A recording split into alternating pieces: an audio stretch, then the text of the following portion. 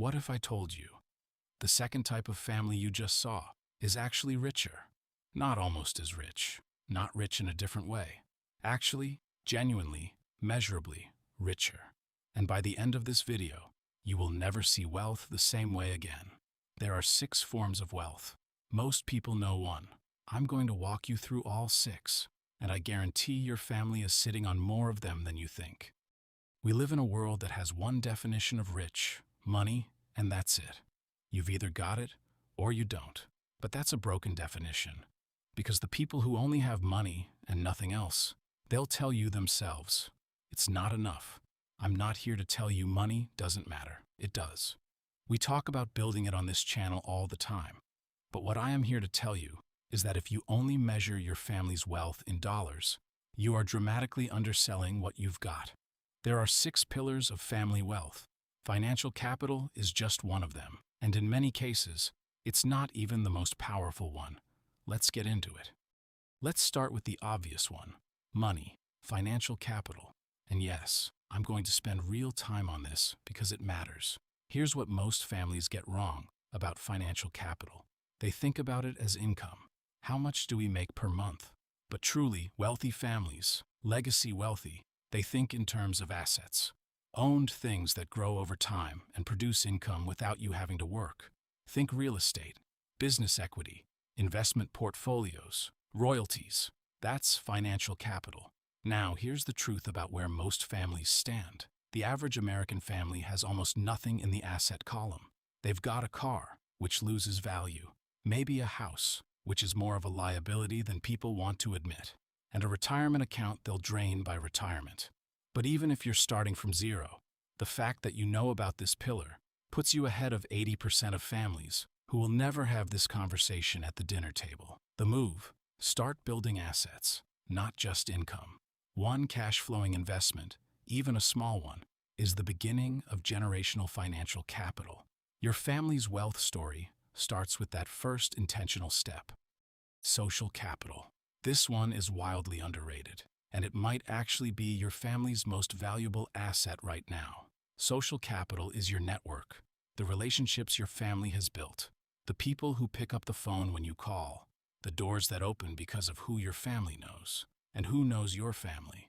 Old money understood this better than anyone. You think wealthy families back in the day were all just smarter? No, they were connected. They knew who to call when they needed a deal, a lawyer, a doctor, an opportunity. The network was the wealth. Here's how this plays out in the real world. 2 people apply for the same job, same resume, same qualifications. Who gets it? The one whose uncle plays golf with the hiring manager. That's social capital. 2 entrepreneurs pitch the same idea. One has access to investors because of who they know. One doesn't. Same idea, completely different outcomes. That's social capital. So what does your family's network look like? Because if you're investing in relationships, being the family that shows up, that gives, that connects, you are building wealth most people can't even quantify. That's rich. Intellectual capital.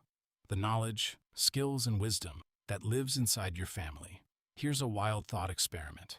Imagine you woke up tomorrow and every dollar your family had was gone. Wiped out. Zero. But you still had everything you know. If your family has real intellectual capital, skills that create value, business knowledge, investment understanding, trade skills, creative ability, how long would it take you to rebuild? For some families, not long at all. For others, they'd be stuck permanently. That gap? That's the gap in intellectual capital. The Rothschild family didn't pass down just money between generations. They passed down a philosophy of finance, a way of thinking about wealth. That mental framework is worth more than any single dollar amount. What does your family know? What skills do you pass down? Is it just survival? Work hard, pay bills, stay out of trouble? Or is it legacy-level thinking? How to build, how to invest, how to create value? If you're the first generation in your family to seriously study wealth, business, and investing, you're giving your children something priceless. You are building intellectual capital that compounds just like money does. This is the one that separates truly rich families from just wealthy ones: emotional capital. Emotional capital is the love, stability, communication, and resilience that exists inside your household. It's how your family handles conflict, whether your kids feel safe being who they are at home, whether parents talk to each other, actually talk, whether the next generation is growing up with a foundation of security or a foundation of survival mode. And here's what the data actually shows. Kids who grow up in emotionally stable, connected households have statistically better outcomes across the board. Better mental health, better relationships, better career performance, more willingness to take calculated risks because they have a secure base. You know what that is? That's a return on investment.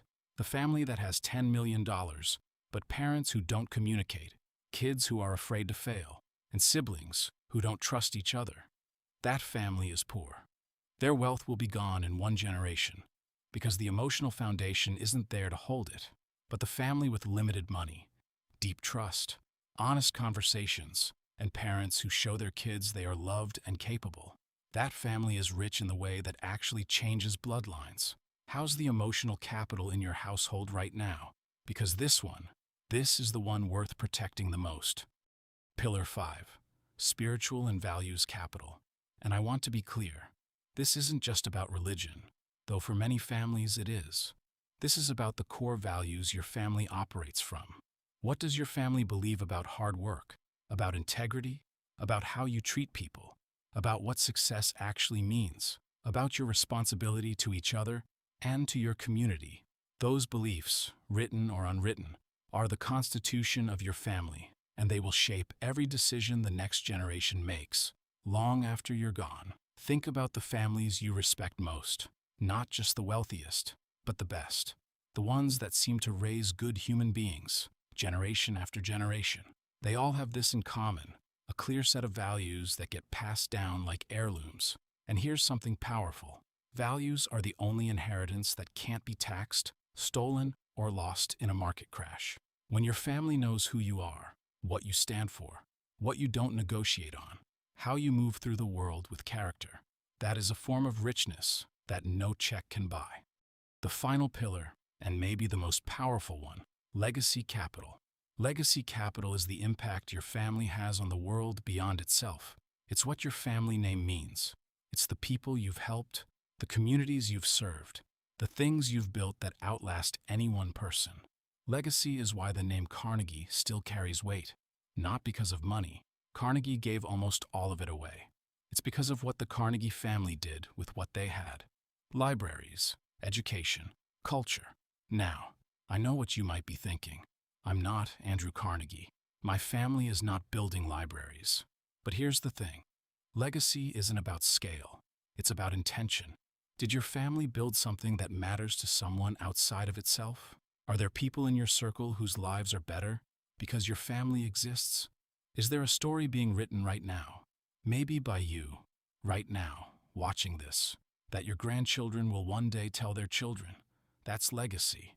And it is absolutely available to every family, not just the famous ones.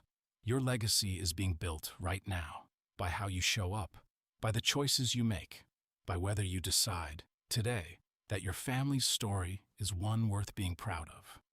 So let's add all of this up. Financial capital. Are you building assets? Social capital. Are you building relationships that open doors?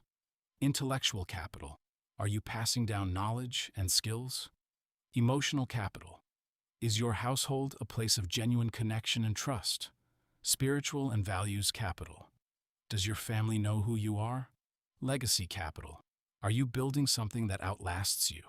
Most billionaires, if we're being honest, are rich in one of these. Sometimes two.